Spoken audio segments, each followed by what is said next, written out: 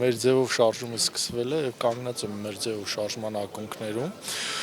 Դա ունի մի քանի պատճառ։ Առաջինը որպես գործարար իմ սոլիդարությունն եմ հայտնում բոլոր քաղբանտարկյալներին, այդ թվում նաև Սամվել Կարապետյանին եւ նրան կալանավորելուց հետո իմ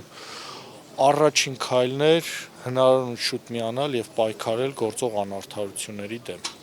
Եվ քանի որ այս շարժման փիլիսոփայությունը եւ իմ արժեհամակարգը եւ իմ պատկերացումը շատ մոտ են իրար, արդեն ստեղծման օրվանից մինչեւ մի ակտիվ աշխատելով, ծրագրերի վրա աշխատելով,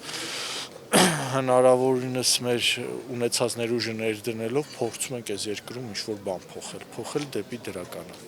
Իսկ ասեք մեր ձևով շարժումը, քանի որ մարզային այցեր է ունենում, գուցե տեղյակ եք նաև, որ նրանք հենց ժողովրդից լսում են այն խնդիրները, որոնք կան։ Ըստ ձեզ հիմա Հայաստանում ինչ խնդիրներ կան ու մեր ձևովը ինչ լուծման տարբերակներ է առաջարկելու։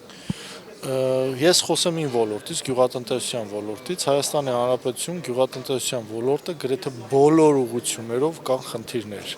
Մենք ունենք հստակ մեր ծրագրերը եւ աշխատում ենք այդ ծրագրերի համար, հստակ լուծման մեթոդաբանությունը եւ ձևերը։ Եվ մենք շարունակաբար աշխատելով փորձելու ենք հնարավորինս մեղմել գյուղացու հոգսը,